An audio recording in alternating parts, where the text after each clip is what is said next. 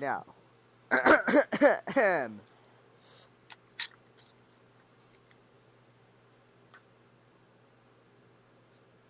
I've always loved Cartoon Network. When I was growing up, it was my favorite channel to watch. Okay, your turn. Oh, we do it every sentence? No, I just um, even though today it has some good shows like Adventure Time and regular show, one of the newest shows on Cartoon Network, Amazing World of Gumball, is a cute, mildly entertaining show. Not really my cup of tea. It's a little immature, but my little brother seems to like it a lot. One day, One day, go on. one day I was watching Adult Swim when I realized that I'd been up so late that I hadn't even kept track of the time. It was already 4 a.m. Done. I'm sorry. I don't.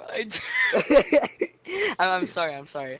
I don't recall ever watching as this late, so I stayed awake to see what would happen when it ended. A little bumper showed up at the bottom of the screen during a commercial break. It said that a special episode of The Amazing World of Gumball was about to come on. I was a little confused about an episode of a very popular new show coming on this early, but I was bored and decided I would watch it thinking it might come on later in the day so I could spoil it for my brother. Sort of mean, I know. There's nothing mean about that. My sister used to beat me up. The flashy, energetic intro themed, intro theme played. Although it was a little differently. It played a little. Oh my gosh, I cannot speak. It was played a little differently than I recall. The music was a little different, and the show's logo wasn't animated. It's just colors were done rather slappily as well. Oh my gosh, I did not. Almost like something a little kid would do on a doodle board or a glow board. I ignored it, assuming that it was done for this special episode. The title of the episode was The Grieving. A sort of sad title, but I didn't really pay too much attention to it. It began with Gumball, the show's 12-year-old protagonist, standing alone facing a corner of his dimly lit classroom. He looked absolutely miserable, a far cry primal from the cheerful demeanor he usually had. There was no one. Dude, stop. Okay. Okay, okay, where was I? Okay. Okay. Okay. He looked absolutely miserable, a far cry from the cheerful demeanor he usually had. There was no one else in the room, not even his best friend and adopted brother Darwin the goldfish. The snack that this I wanted one the snack that smiles back. It's that smiles back. Goldfish. And the windows in the room which clearly showed the night sky outside. I was really starting to get confused. Why would he be at school at night and why was he standing in the corner all sad and alone? Question mark. Darwin is missing because somebody ate him. And I just want to ensure you he wasn't smiling back. Oh, calm down, dude, for a fucking you. Dude, read! Okay, after about what seemed like a minute of Gumball standing somberly in the corner, the scene suddenly changed. We were in Gumball's house once again. Then the scene is silent, a little disquieting. The Richer, Gumball's enormous rabbit father, walks from the walks in from the kitchen. Oh wait, dude. Yes, Gabe called me. Should and I merge the call? tell him what we're doing. Okay, I'll tell him and I'll come back. Okay. Okay. Let me just go back. Okay. Uh, Gumball's enormous rabbit father walks in. I'm back. Yay! Walks in from the kitchen. He looked even more miserable than Gumball had in the previous scene. Richard isn't wearing his usual attire. Oh my gosh, I got hiccups. He's dressed in a fancy black suit. A little uncharacteristic of him, as he's usually a slab. He sighs and slumps onto the couch, and he starts sobbing intensely, sounding like someone who had just lost someone important. Something. Someone, okay? Thing. Okay, I don't care. That's not how you spell something, okay? Mine So, says something, mine says but some. whatever. Okay, Oh I was yeah, trying. we're different. We're different. Okay. Yeah, I was trying to get a little creeped out. Where was the silly, fun cartoon that I usually looked forward to watching with my younger brother? This was something completely different. I was. Beginning. Hold on. I was. Dude, can you read this? My mom texted me. Okay. I was beginning to think that this might have been something the creator did as an experiment or something. A test of the animations or some perhaps. Though it couldn't have been aside from the opening theme, which was still different from the final shows. The episode had been much quieter than it usually was. Only subtle sounds like and very little music. And the animation was not anything to write home about either. It was done a bit like an amateur flash on Newgrounds. The character designs were somewhat sloppy and rushed looking, and the real life background for the show looked different. As confused as somewhat frightened as I was, for some reason I kept watching. Poor Richard still sobbing on the sofa as the front door opened, suddenly making me jump as such a loud noise, and Gumball's mother, Nicole, a blue cat like him, stepped in. Like Richard, she was wearing a black usual. She was like Richard. She wasn't wearing her usual outfit. For some reason, she was in a black dress and was wearing a pretty black hat to match. Nicole sat down on the Nicole sat down on the couch to comfort her husband, although she was looking a bit saddened herself. By this point, Richard's crying had begun to get more pained and miserable sounding. This was this wasn't the normal cartoon crying on the show. It was oh fudge. This was the normal cartoon crying on the show. I almost felt like sobbing myself. Oh wait, wait, Okay, okay, my turn. okay. Finally, after what seemed like hours, the sad scene at their home ended. As it shifted back to the school, we weren't in Gumball's classroom this time. We were in Principal Brown's office. Nicole and Richard were there in their usual clothes, looking more normal and happy than they had before, but still slightly worried. Principal Brown, however, looked extremely sad. He quietly and somberly informed them that their children, Anais and Darwin, were not present after lunch earlier that day. They hadn't been seen at all the rest of the day. Nicole was instantly furious at him. She began spouting various insults and calls at him that I don't think would have made it on a more mature that would have made it in on a more mature program like regular show. I was laughing at this because it seemed sort of funny for Nicole to flip. Wait, where was I? To flip out in this manner and start swearing like a sailor in a G-rated cartoon. But my outlook soon changed when Principal Brown told her something else after she finally had quieted down. His eyes began to tear up as he informed them that they eventually were found, but that they had not been found alive. He then went into graphic, nearly nauseating detail describing how their bodies were found, their parents sitting in utter shock. I could hardly believe what was happening. How could such a cheery and fun kids show be taking such a dark and twisted turn? I was considering turning off the television, but I was too scared. But I was too scared to move. It says to be left in the dark on Yeah, mine. I know. I was just trying to make a Pokemon reference, but I was too scared to be left in the dark by now, nearly frozen by fear. Ah, dang! I'm trying to think of a clever Pokemon joke. Nearly frozen by fear and disturbed Cry. intensely. disturbed intensely at the terrible things he was saying. Another flashback. Then the scene earlier that day. The animation in this scene was even worse than earlier. I don't remember it very clearly, but I think he had I think he began his recollection by saying that the school had called the police department when they first turned up missing. Believed that the kids simply ran off and decided to skip school.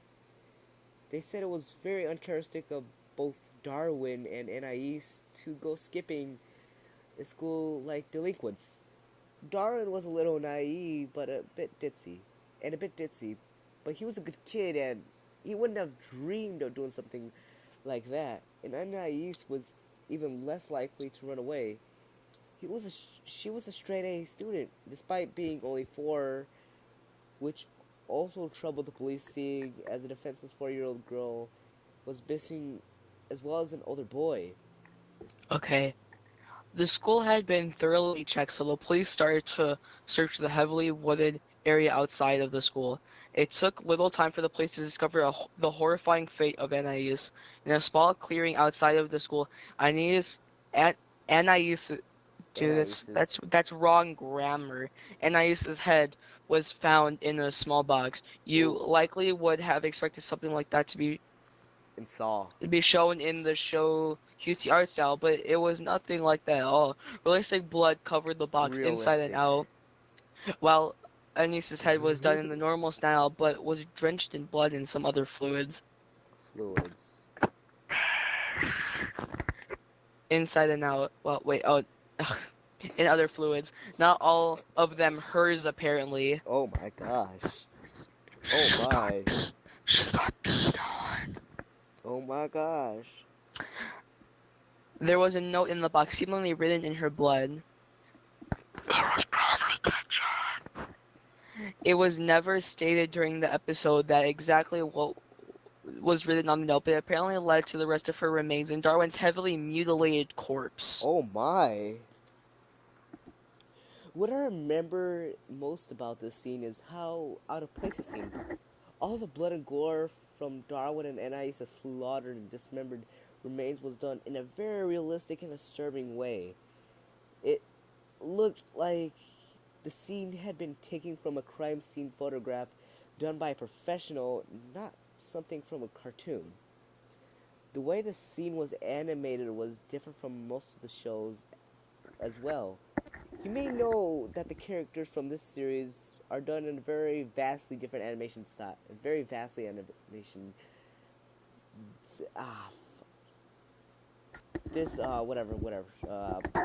You may know that the characters from this series are done in vastly different animation styles, from flash animation to CGI, and I think there's even a character done by something putting their chin upside down to make a face. I remember that character. Yeah. Yeah, Yeah. yeah, something like that. This particular scene wasn't like anything I'd ever seen in the show before. Every little detail on Darwin's face, it was clearly illustrated. He looked like a zombie. His face was very pale. His eyes had been gouged out by someone, and I fared no better, or what was left of her, anyways. She was naked on her stomach, had been slit open. Her intestines were strewn around the trees, bushes, and the woods.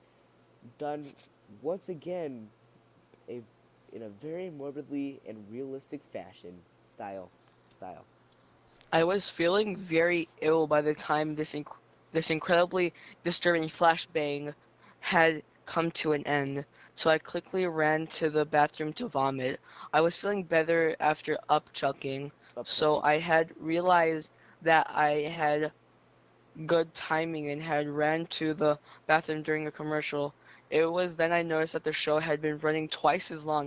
It usually ran Twice. for 11 minutes, but this episode was running for about 30. By then, I was wondering if there was any information on the grieving Grieving. on IMDb. I mean, let me redo that. On IMDb or something. So while the commercials were still playing, I looked up some information about this episode on Google. Google. Nothing came up. No information remotely similar to the plot or the name of this episode existed anywhere. Now incredibly scared, I was and wondered if anyone else was watching. I quickly dialed my brother Larry and asked him to turn on turn on Cartoon Network to see if he's watching the same shit I was. Ooh, I have ooh, a I'm telling Gamma. he was petty. No, he was pretty mad that I woke him up at this hour, but he's a nice guy, and he told me that he would see for me. I thanked him and stayed on the line as the show came back from commercial break. The scene had thankfully panned away from the horrific sight of the children mutilated. It was back to the principal's office.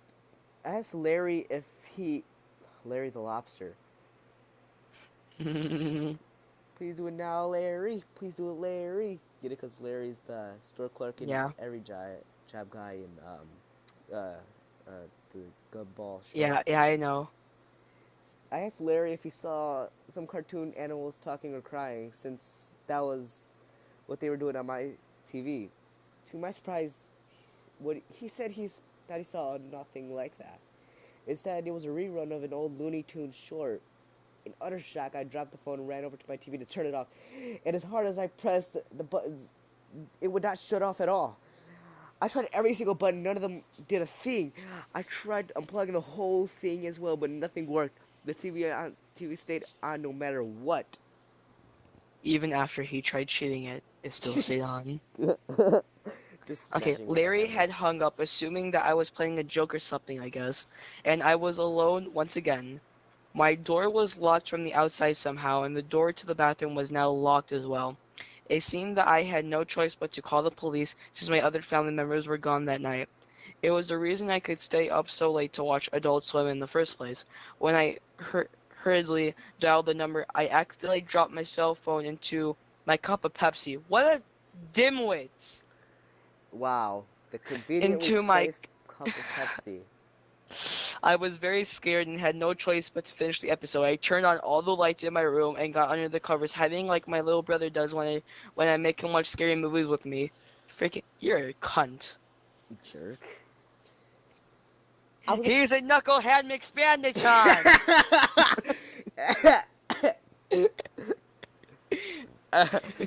I don't.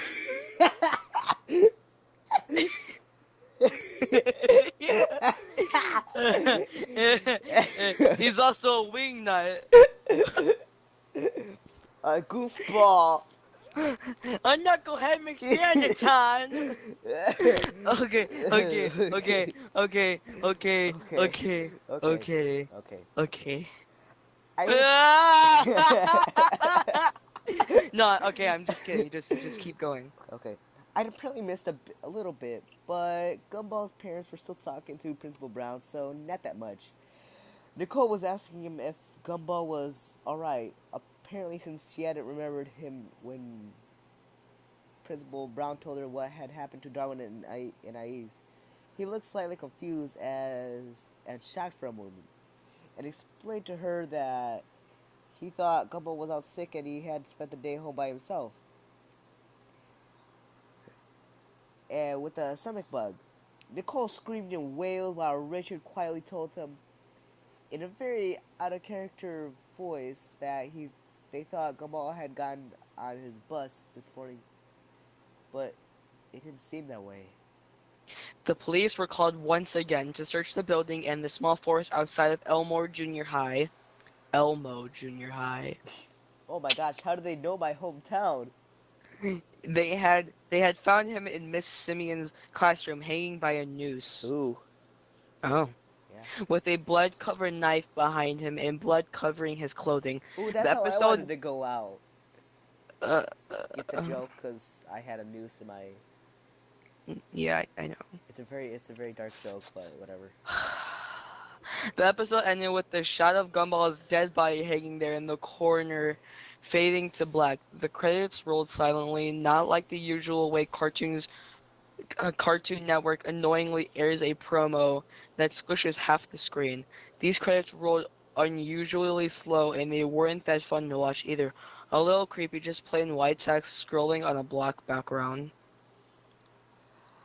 I only recognize Ben Bequelet's name. He was a creator of the show, and the rest of the people I never heard of. The copyright notice at the end said at Cartoon Network Studios 2001, which was incredibly odd, seeing that the show was new for 2011. Maybe they forgot the other number one. Yeah, that's probably it. Yeah, exactly. After all that was over, the screen went static for a split second, then turned to some incredibly creepy and shocking video clips. They were shown between the stacked intervals. Get ready for the incredibly cliched and annoying part. Okay. The rest of this part just ruins the ending of the creepypasta. I mean, it was good, but just creepy, shocking video. Oh wait, I can still remember them all very clearly. The first one was a picture of a person in a plague doctor's outfit. All those always scared me for some reason, and the way the person was, the way the person in a suit was filmed was just as bad. And red light, something that freaks me out incredibly, was shown over the clip. The next was what seemed like a video played very quickly, over and over, of a kitten's face being squished by a woman wearing high heels, which was strange, because a so-called friend of mine sent me a picture yesterday of a cat being stepped on and killed, similar to the kitten in the video. The last one was the one that disturbed me the most. It made me want to both cry and vomit my guts out. It was my little brother, or at least a small child who looked like him, looked very similar to him, being shot in the face by a person who looked like my father. You could you could clearly see the child's brains and blood splatter all over the wall. I began to sob uncontrollably after that traumatizing clip. So much for that. So much for that.